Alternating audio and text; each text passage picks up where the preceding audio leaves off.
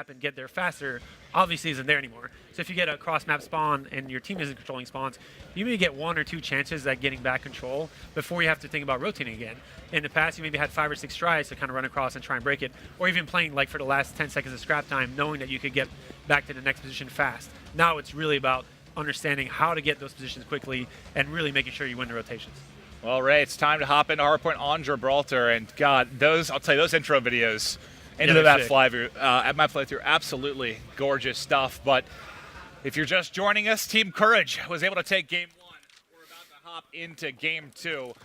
And I think a big part of trying to take a victory here for Team Visca is going to be the performance of Zero. We're going to kick things off with him. I think as well, now we're going to jump into Hardpoint. This has been, a fan favorite for the past 2-3 years. Everyone likes that fast action play. It is going to be a little bit different. You're going to see people play a little bit slower, a bit more reserved, especially when they maybe aren't as used to the map or aren't as used to the rotations. But it is that dangerous moment where you step into that hardpoint, it lights up red or blue, and, it's all go. Yeah, and as we start the map, it's the center hardpoint is the first one, and a little bit different in previous games. Something I've found, maybe I'm completely wrong, but something I've seen from when people play is that the center hardpoints actually are scoreable. In the past, especially the past couple of years, when you see center hardpoints, it's all about kind of like scrapping time a little bit here and there or contesting. But the hardpoint's the way to position in our game. Every hardpoint is a scoreable hardpoint. So I think it's important for teams to understand that getting to a quick start is possible now. Getting up to that 55-0 lead to start a game is very feasible. Well, it looks like it almost is happening right now. As off the first hardpoint's a 38-0 lead for Team Courage. 3 streak for Dave, 3 in a row for Tommy as well. Let's go over to Tommy, actually, as he's now picked up 4 and got to be working towards these streaks. And I think this is what Ray was saying. Height is so important, and the fact that, you have to, climb those stairs or, climb those ladders or whatever it may be, getting that advantage over the opposing team is so, so important. But I just want to take a second just to kind of take in the visual effect of this map. Just the visuals itself is a beautiful map. I'm one of those players that likes to, enjoy the graphics, enjoy kind of what's around me.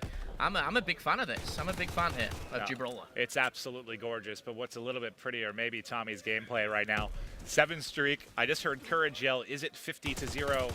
The answer is a swift yes, and it continues to grow. Someone needs to let Visca and his boys know the game has started. Yeah, as you look at the minimap, kind of what we reinforced at the start about anchoring, if you look at the blue arrows, they're spawning all the way across. And in fact, they already started giving up on this hard point about 15 seconds before it switched. But here we have a streak. We have an artillery barrage, probably called by Tommy, that's controlling the next hard point, making sure that it gives his team time to rotate around. As you see, they're trying to flank and get control of those spawns. It's super important for Team Visca Barca here to stop them, because if they don't, it's going to get to a landslide real fast. Well, let's look at his point of view.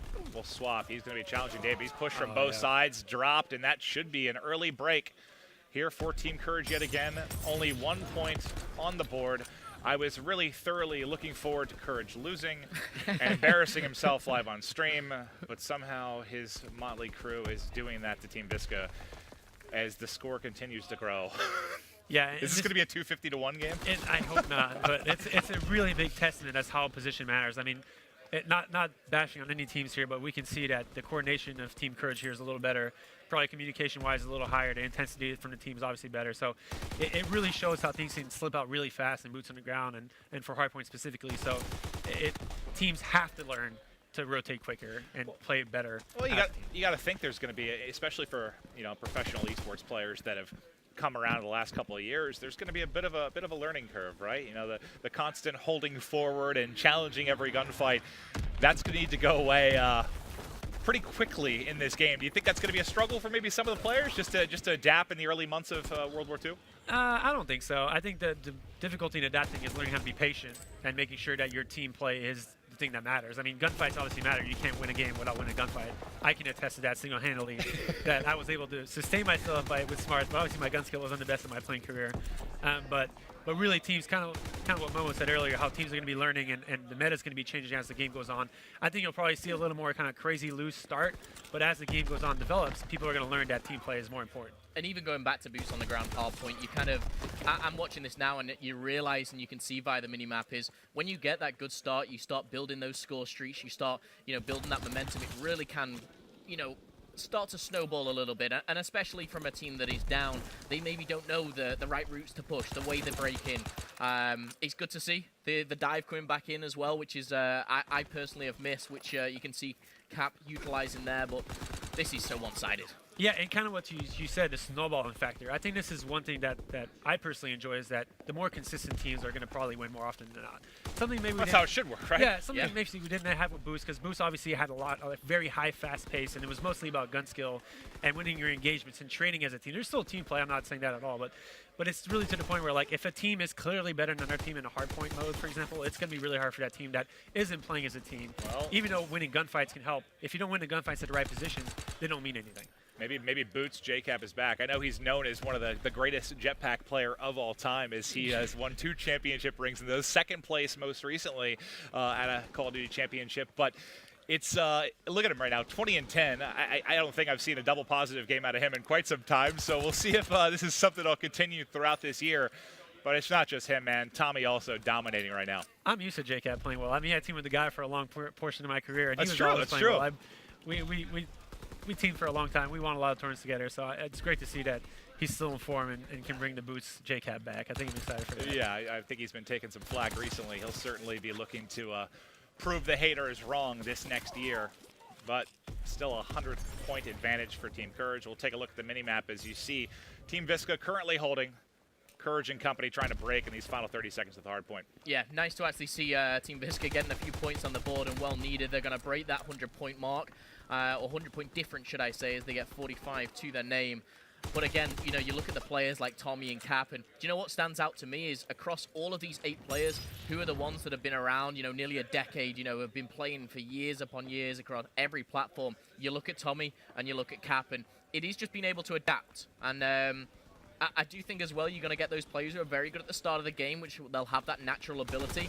But all these players, they'll be learning, they'll be adapting, and these players right here, they're going to be scary coming up against the at the start of the game. They're going to have that little bit of extra practice.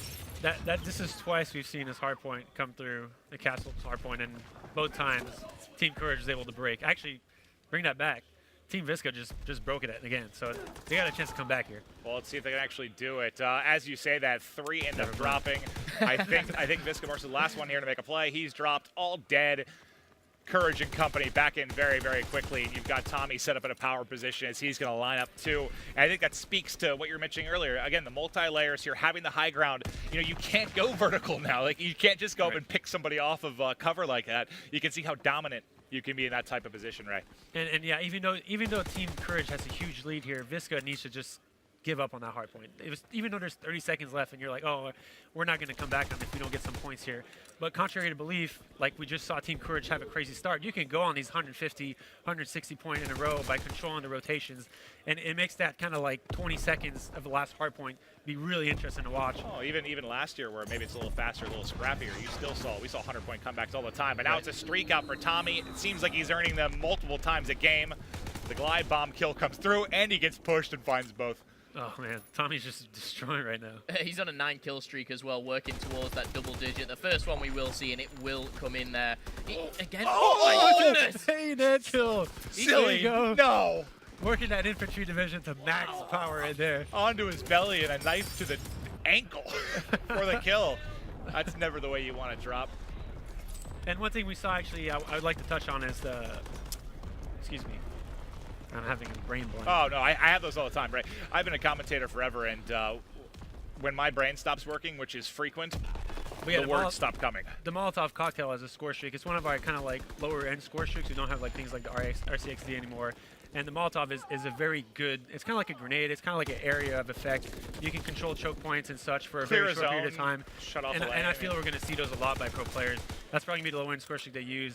And they're not incredibly strong, but they're super useful to kind of negate spaces to opposing teams. I think, you know, seeing Tommy utilize the Molotov already, you know, just throwing at those gaps, those cutoffs that, you know, really can take them by storm. But, you know, Tommy is clearly having one of the better games right now, and it's kind of good to see at least, you know, someone do this, because we get to see obviously the score streaks. We're going to see those kind of special abilities as well kind of come in, which is great to see. But as well, his weapon of choice, the STG, a weapon which has not been in Call of Duty for a very long time. I'm happy to see this back. Well, talk to me a little bit about the STG, right? What makes it a strong weapon? It's a very good automatic AR. We have a lot of mixture between ARs being semi-automatic and full auto. Most of our full auto guns have shorter clips. A lot of our weapons that have shorter clips are not in this. Obviously, we have a restricted build for the for the beta. So this is the build they're playing on. So when the full game ships, we'll have a bigger mixture of weapons. But for the beta, this is probably your best bet as far as automatic AR. It's super strong, super consistent. As you can see, the players are able to kind of use the versatility of the full auto at mid ranges and also still be able to compete SMGs at close range. But the damage is actually lower and on the lower end in comparison to our auto. Interesting. I'm going to play an unhealthy, ungodly amount of this game at launch. I cannot wait. If you haven't pre-ordered the game yet, go ahead and do it. It's going to be so fun. I mean, you've seen the public reception of from the trailer, from the gameplay at E3, at Gamescom. It's a special one, man. I'm so excited for next year, and I'm proud of you, Ray. I've known you for a long time. Hey. You're the guy that brought me into Call of Duty and taught me everything that I know. Hey, it's not I only still me, don't know man. much, but you've been It's very not helpful. only- everyone at Sledgehammer needs to be credited for everything we do. Like, we have a really awesome team of people. Sure and do. people that have learned. Like, people had no idea about Pay in the past because those people kind of live in the shadows. And as I've lived in the shadow for like 3 years now, and all those people are super embedded and super devoted to what they do. And as much as pro players do, like, you would think that like the game devs don't work maybe as much. Like, pro players play for like 8-9 hours a day. Game devs are at the studio for like 10-11 hours grinding, making sure that everything's final, everything's good for the players. So I feel like they deserve a huge prop. I think what blows my mind, when we went out to Sledgehammer, is just how many people are involved in creating the game. It's absurd to me. It was fantastic to go. I mean, the atmosphere was amazing, but just the sheer number of manpower and hours it takes to create these games is unreal. There's something estimated about like maybe like 500 or 600 people that are involved in the creating process of what it is. And when you think about it, it's like, that's absolutely insane. It really is. It really So is. many people, and like Ray said, it is kind of so important. Not everyone can, have the face on camera, but a lot of people behind the scenes so credible. But I just want to say I've been playing, Call of Duty now for over a decade, and I've not had this excitement in a very, very long time. I don't think I've ever had this amount of excitement for a new Call of Duty. It just, for me, seems like, everything's been prepared before. We're going into a game which is going to be fantastic from day one. And I think Rambo just touched it then. This game's going to get better than what we're seeing right now. There's going to be changes and developments for it. Obviously, the beta this weekend coming out as well. I'm excited to get my hands on that. But like I said, Maven, I'm going to play some unhealthy amounts of this. Yeah. But I think that's one thing to be credited for is like kind of what you said. We're looking to make this game constantly better. It's not kind of like it just, we ship this good game.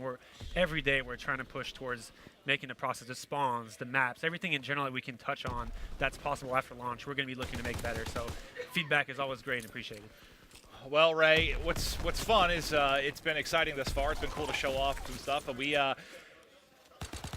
haven't even had our biggest surprise really yet, as far as talking about a map that has yet to been shown to the public, and also some features for the game and Codcaster that have yet to be seen. And for this, we're going to have Michael Condrey join us back on the couch as we get ready to go. But before we start talking about some of the new toys, I just want to get your thoughts so far, Michael. I mean, again, this is a labor of love for you. It's many years in the making, and now you're getting to see some of the world's best compete right now. What's it like to sit back and watch? No, this is fantastic, and I got to tell you, HARDPOINT on Gibraltar is one of my favorites.